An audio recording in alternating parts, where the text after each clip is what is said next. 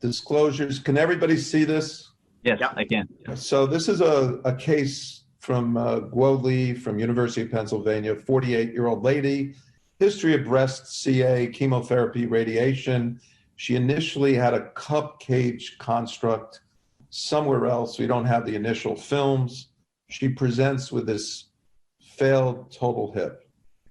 So what's the workup? So I'm not going to, anybody chime in. We'll do that. We'll do it that way.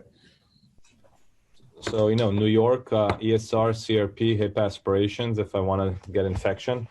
There's things we can't do here in New York. We can't order some of ESR, CRP, hip aspiration. What are you gonna aspirate for? Look for? What are you gonna be looking there? Cell count differential and cultures in bottles. Okay. Any other things that you would look for or could look for? We could look esterase. We could send Synovasure, which we don't do here in New York, and we can do genetic testing for bacteria, which I don't have easily accessible in my hospital. Okay, so you're pretty good on this stuff. So the next generation sequence is that genetic testing you're talking about? Yes. The leukocyte esterase that you mentioned, that's pretty easy to do. What do you do for that? You can use urine dipstick, but it looks at the same thing. It's a bedside kind of test, and because these aspirations, I send them to the invasive radiology to do. So I don't trust them putting it on a urine dipstick. It measures white blood cells, so for me, sending it for a cell count will be the same thing. So you send this to radiology to do. Does anybody do their own aspirations of the hip themselves? I mean, I do them. I wouldn't let a radiologist touch it takes all this. It takes 5 seconds to aspirate. You bring them down. You do it yourself. But that's my own thing. Or you have a fluoro in your. With their radiology, we have a protocol. So at this point, I started trusting them. Okay, I'm glad they know how to get into the hip. I hope there's no radiologists in this meeting. No, we obviously train radiologists, but a lot of them end up stabbing your patients too many times. What happens if you get that aspirate, or they got that aspirate of the knee, looking for leukocyte esterase urine, and it's bloody? What would you do then? What would they do then? Anybody? I think the results of the leukocyte esterase are just kind of thrown off as soon as it is bloody. So those that more rely on the white blood cell count and neutrophil count. I think you're right, but you could also just get a centrifuge it down, get rid of your blood segment. Anybody in Canada? Steve, you have any other things that you guys do for this? No, we don't do any of the, those last few bullets. We don't do those. We just do the standard testing, aspiration. You do this stuff because this was a case a bunch of years ago, and they didn't have all this stuff, this fancy stuff. So the sed rate CRP are normal, fluid aspiration, clear fluid, no growth. So there's the case. What do you want to do now? Not the big point, because we're talking about infection, but let's just spend like a minute. Anybody chime in? What do you want to do? If it's infected, I want to take everything out and put a spacer. No, we just said this is. If it's normal. Yeah. So then I want to revise it. So I need to revise that acetabulum. I'll contemplate in keeping the stem in place if I think it's well positioned and it's a modular head. If the stem is loose, then I'll consider taking it out and taking out the cement and putting a press fit stem. Okay, you think that pretty easy to press fit a stem into that? Anybody else do anything more? So if it's the other option, if you're dealing with a polished stem too, it may be easy to just slide the stem out if you need it for exposure, and then just do a cement within cement as long as the cement mantle is intact. Another option if you need for the. But yeah, I agree with Rand that the cup needs to be revised. I agree with that, Mike. I mean, the tap out, tap in technique is a really good technique if you've got. Sorry, Mike, to interrupt. If you've got good retained cement, fixed to the bone, oftentimes proximally it fragments a little bit, but I know this lady's young though. I think he said she's not even 50. So it's kind of a good technique for somebody who's older. I don't think I've done it in someone so young, but. Right. I think that would have been a nice technique. So Mike, great point to bring up, and seconding it by Steve. And would anybody get a CT scan on this case? No. I don't get I think typically we're prepared in the OR, so none of us get CT scans. I mean, this is a massive case, right, Mike? Like this is, we do a handful of these each year, not one a week. We don't get CT scans because everything known to mankind lives here. But if you're in an institution, if you're going to take on a big case like this and you didn't have all the tools, then a CT scan won't hurt you to give you some information. Yeah, I would agree. I think I would probably end up getting a CT scan simply because I'd probably be leaning towards more of a custom type implant if there is a big discontinuity there. But yeah, so I think this panel doesn't get CT scans, but I've been on these panels where I'm the only one I'm saying I don't get CT scans, and everybody wants a CT scan to clarify it. But we're ready for this because we have the things in our OR. This case, this patient got a CT scan because they had this, again, a custom fitted triflange that was put in. So that was done. And they did, you can see the results of this case, quite a case. They took out the stem because they, instead of sliding it out, wanted improved exposure, but there was a troch osteotomy, maybe even a pretty aggressive troch osteotomy that may have been a complete fracture. And the version, there were no dual mobilities at the time. They wanted stability, and that was the construct. So there we go. That's not the point of this. So patient did well for a couple of years, then suddenly presents with a hip bleed, no pain. What's the workup now? Same workup. Okay. Same one. Same thing. Same one. Now we have a SED rate of 36. High. CRP is a bit high. Fluid aspiration, I don't know. I'm not convinced that fluid means anything. You could do it again if you want. No growth on culture. I wouldn't be too worried about the fluid aspiration. Maybe I would do it again. So what do we think of this? Is this infected or not? Mike, what do you think? Personally, I don't think I would probably consider this infected at this point. This would be one that I may follow a little bit more closely and consider reaspirating in a couple of weeks or a month. But for right now, I don't think I would probably do anything with that. Okay. Anybody else? Agreed.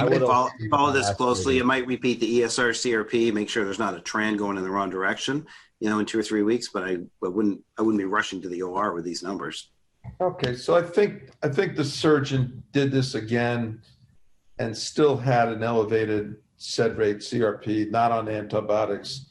Probably went up a little bit to 45, 15, and patient's not that symptomatic, but the little hematoma there, they're concerned. Ran, are you worried about this being infected? What do you think? I'm always worried about everything being infected.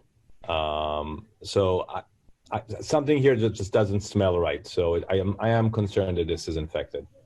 So I want another aspiration. I'll follow this patient. If you look at the criteria, he's infected until proven otherwise. He's possibly infected.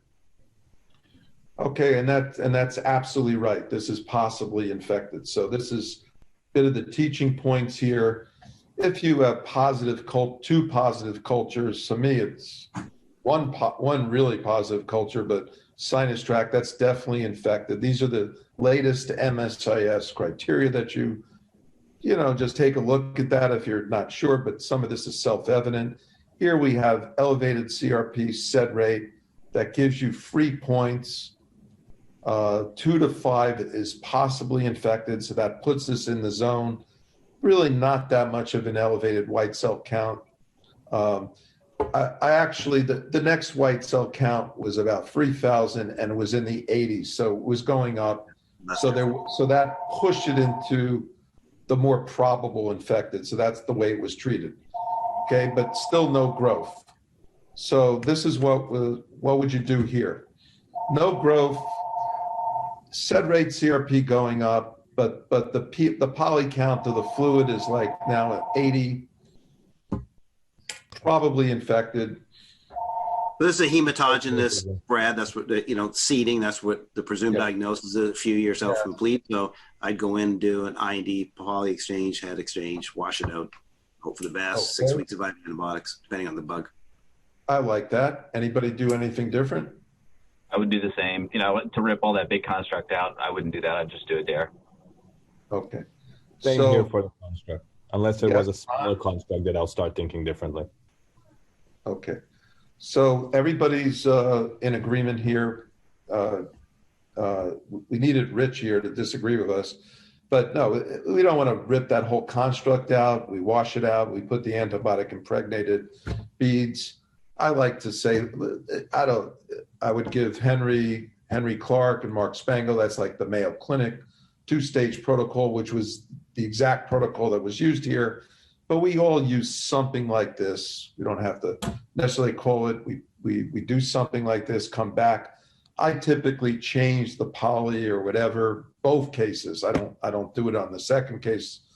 I do it on the first case and the second case. And that's what was done. She did well for 9 months. The problem with this approach, you probably want to treat them with good amount of antibiotics after this. But she couldn't, she had this, what they call, the ID people call the drug reaction. She didn't really get antibiotics past a few days later. And then she shows up again with a loosened cup. Now, if you look at this cup, you might, and quick cup in the another little point when you're looking at these revisions, get temporal film so you can actually compare them.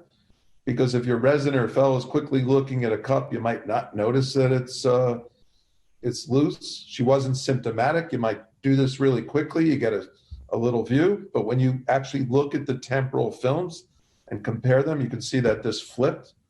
So now what do? She gets an aspiration. Again, she's infected. What should we do next now? Now she gets really infected. She's got pus and bacteria grow out. She's got a poly count there. Okay. Well, the decision on this one, Mike, it's a lot easier because you've got a loose implant and it's got an infection. So this is kind of a no-brainer. You have one option, and that's a 2-stage revision. The biggest problem is her functionality between the stages, because you've got no bone stock in your socket. You've got a compromised femur. So in these cases, what I tend to do is just do a big blob of antibiotic cement in the socket. So, plaster it in there so I can find it back. When I come back, it doesn't all fill with soft tissue. And then put some kind of doweling down. You can take the cement, inserter gun, the doweling from that, and then put it down the canal just so you have something down the canal. But it's essentially like an antibiotic girdle stone, if you will. Well, just as a question, would anybody in the panel, a young patient like this, now got a well-fixed cementless stem, would anybody consider leaving the cementless stem and just putting in cement in the socket? Or would that be completely wrong to do that? I don't think it's wrong. It's just, it's kind of out there, but people talk about it all the time when we're on these panels. Like, it could be something you discuss with the patient and say, we don't know for sure. Your taper could get pretty beaten up in the process. It may be less debilitating for you. If you get away with it, it's the right choice. And if you don't, then you're sort of starting over with your 2-stage. So, you could talk about it with her. Yeah, it's not a bad thing to bring up because there's no great choices for this patient. And so Steve's on the right pathway. Mike, you brought up a possible choice. I mean, and we were trying to be compassionate with this patient that's gone through so much, breast cancer, everything like that. Ron, any other ideas to throw in? No, I would do the same thing. I don't think I'll be able to do an articulating spacer here. I think the defects may be too much risk of dislocation. Even doing just a girdle stone with just living like that depends on the patient. Some patients, that may be the solution long term. Okay, so this is what was done, and the reason being there was too much bone loss to put something in. I like doing what Steve suggested or something like that. I've done a little bit of the funky thing when I have a scenario like this. I might get the longest finished trial because that's pretty low. Because no trial for a revision, because you can't get a revision trial that you can put really far down here, put antibiotic cement. That's pretty off-label because obviously trying to put some little inexpensive spacer prosthesis here would be pretty hard, and try to put The other trick you can do, and I have done it more than once, is that the injectable mold spacers you can make. I think you get them. Yeah. So you can go ahead and make that, and then take a big osteotome and fracture the pieces in two, so that it's not. So you basically don't think of an osteotomy more, but the heads pop dissociated. Put the socket part in the socket. Put the stem part in the stem. So you're not risking dislocation, but it's a quick way to do it as well. Yeah, so that's a great technique. That's a great idea. But Mike, we got 1 or 2 minutes. Okay, just to let you know. Well, we're there. We got 1 or 2 seconds left. No, so this was the final construct, and after the 2 stages, you can see that another triflange, and this patient is now 2 years afterwards, and that looks great. Nice result. So, all right. So look, we did the whole education within it. Thank you. Great panel. Mike, great leading this whole thing. And, thank you to everybody for being on the panel. It was a great session.